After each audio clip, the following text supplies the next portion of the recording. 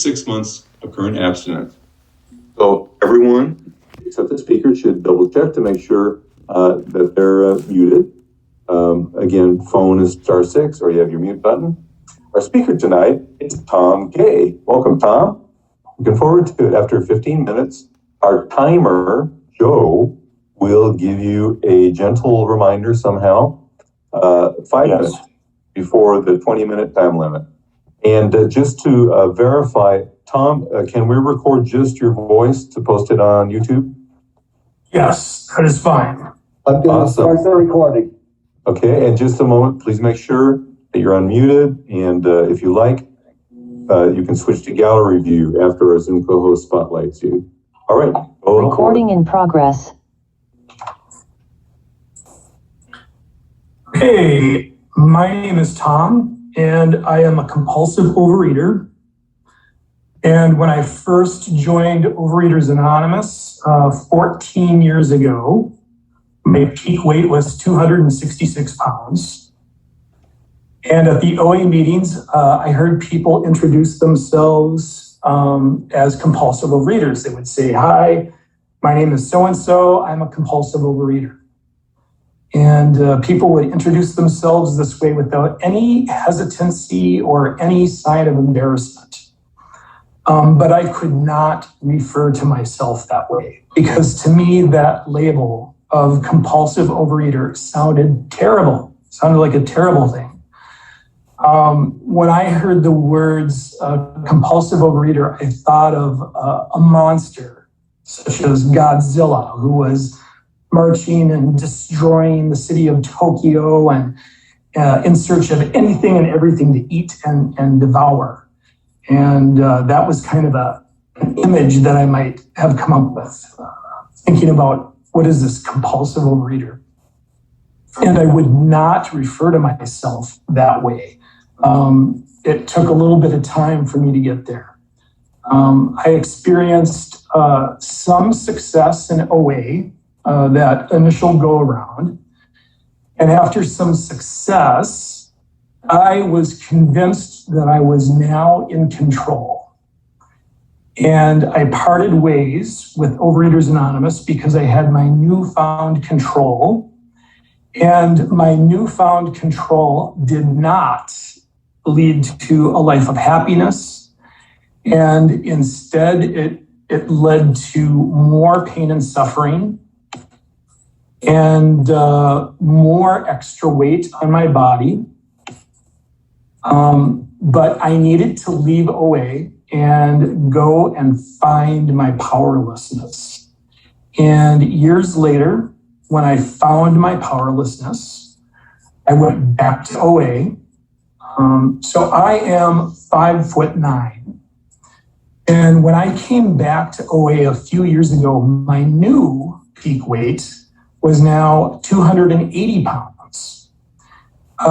This was about 2.5 years ago, and my weight was 280 point something.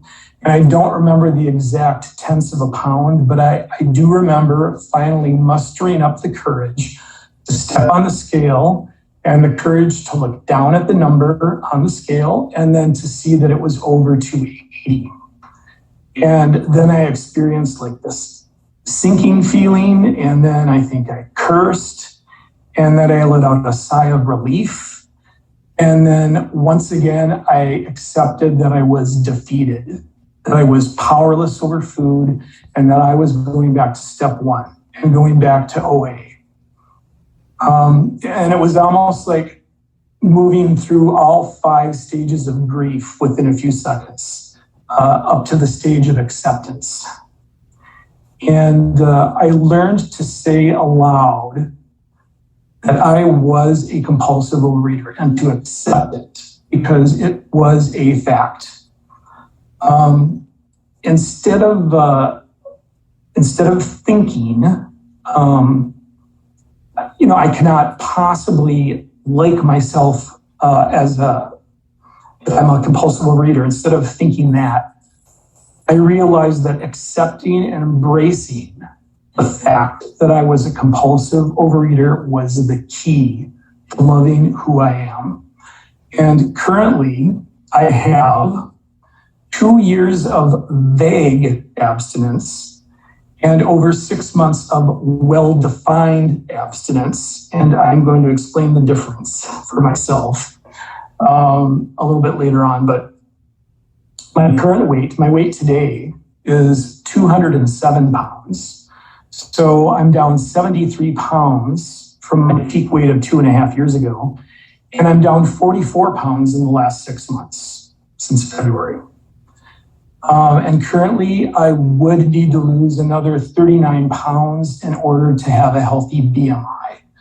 If I drop another 39 pounds, I would be at the upper end of a healthy BMI, body mass index.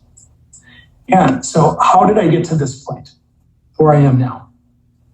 So I grew up in a home with a lot of emotional turmoil, and there were daily fights, and my father was filled with rage, and my mother was often aloof and emotionally unavailable, and my big brother was kind of a bully. And I was this frightened, unhappy, insecure little kid. And I turned to food for comfort early on. I was a normal-sized kid until my preteens. And then around 6th, 7th grade, I started to put on a few pounds. But then shortly after that, I hit puberty. When puberty hit, I lost the weight, and I was a normal-sized teenager.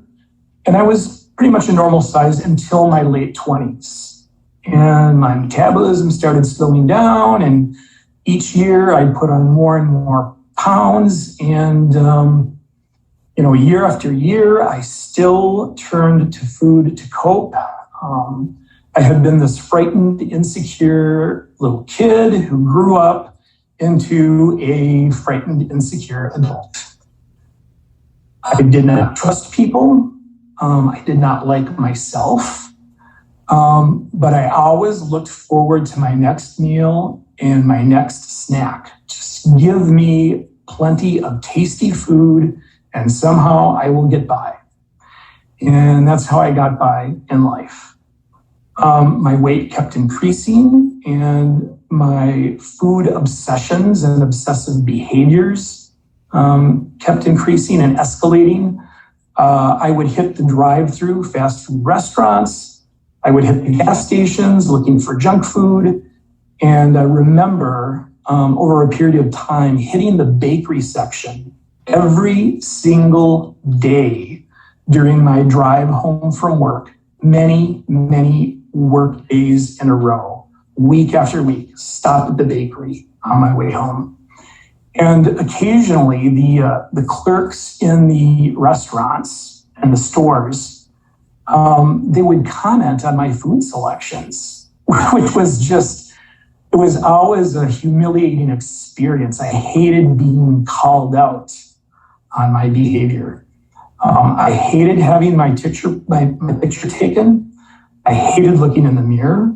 And it pains me to say, I hated my life.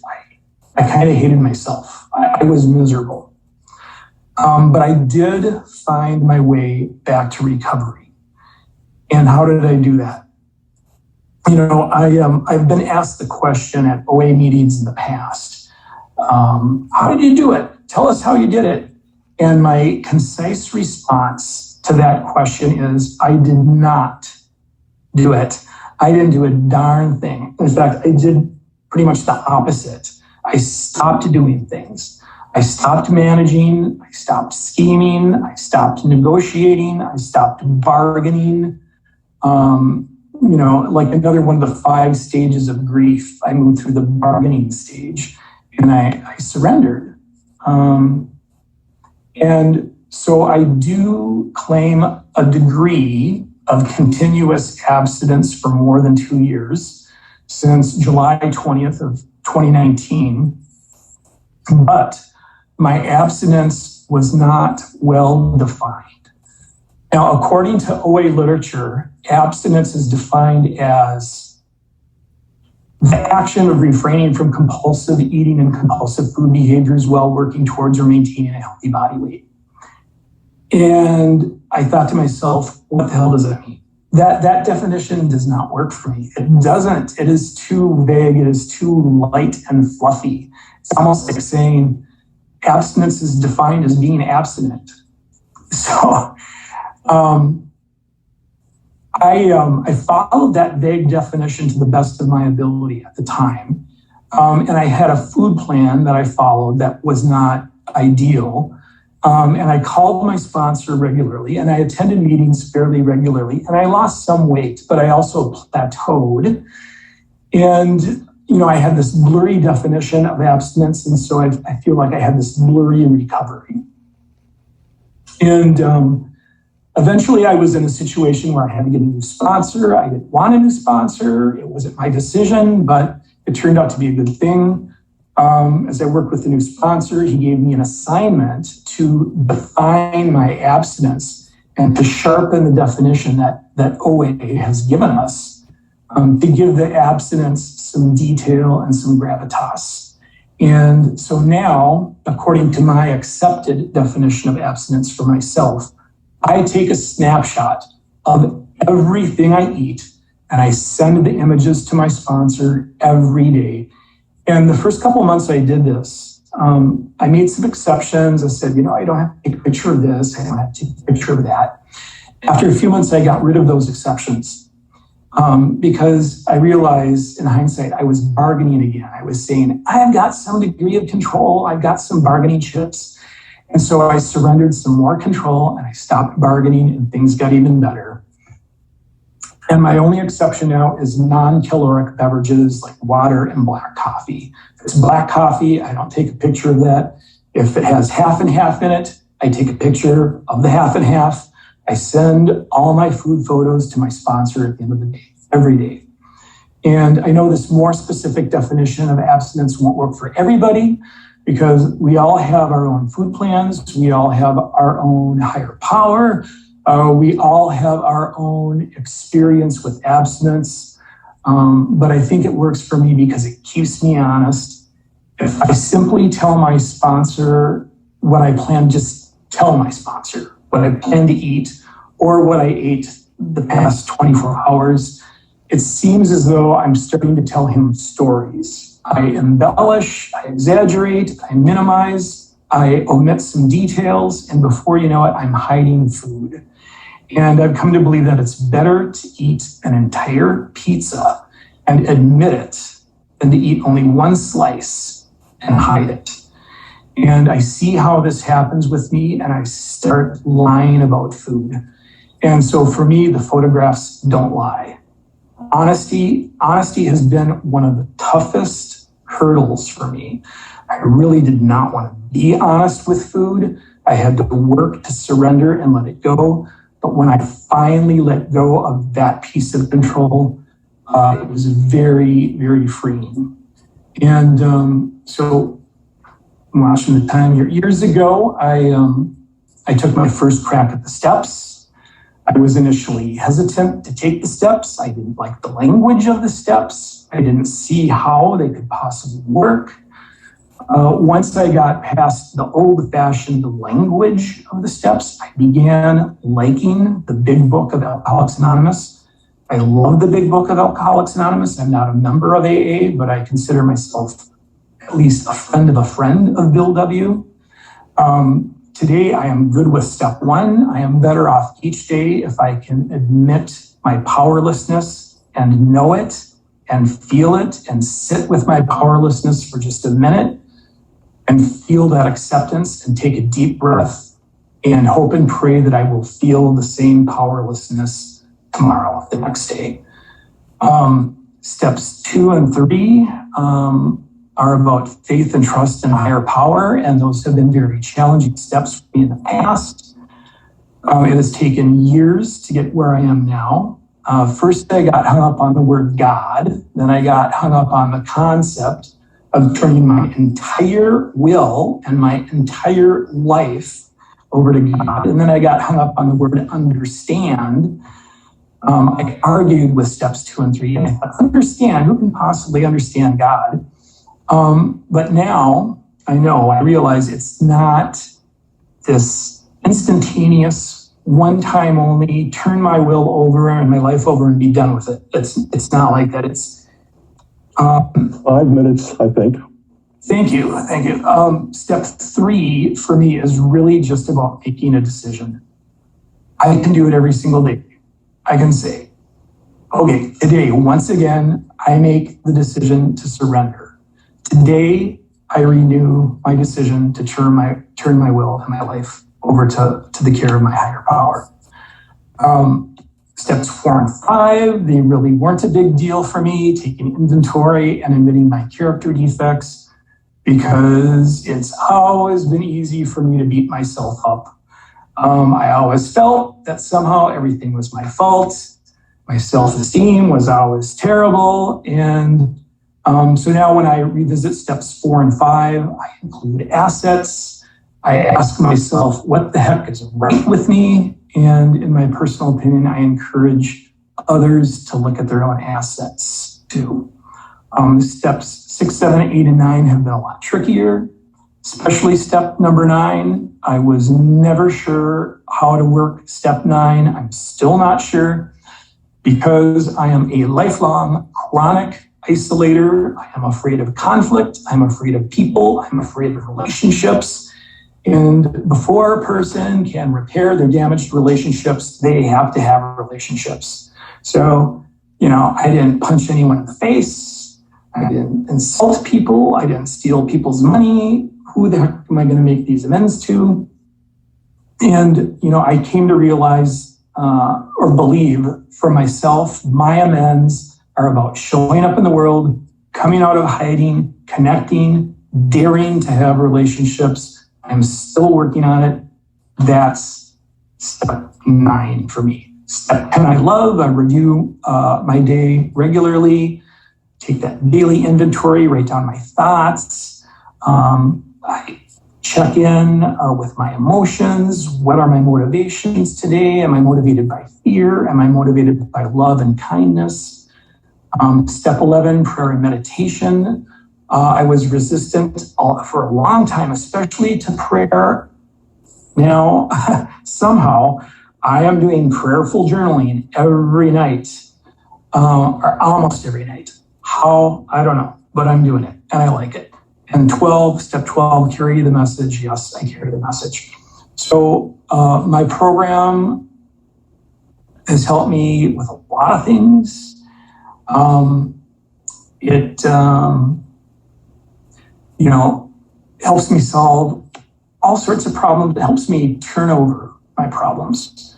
I feel better. I have more energy. I sleep better. My emotional life is better. I have more curiosity about life. I am regularly examining my motives, which is huge. When I behave a certain way, do I do something because I want recognition, because I want people to like me? Am I acting out, doing what I'm doing because I'm afraid of something, or because I resent something or someone? Or am I actually acting out of unconditional love? I still act out of fear, or fail to act out of fear. Still do that, which is why I need to do that daily 10-step.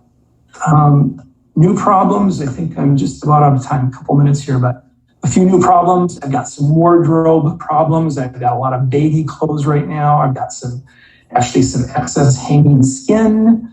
Those are pretty small problems compared to being 1 minute. Thank you. Compulsive overeater. I see the problem of being a compulsive overeater as a gift, because the solution is a beautiful thing.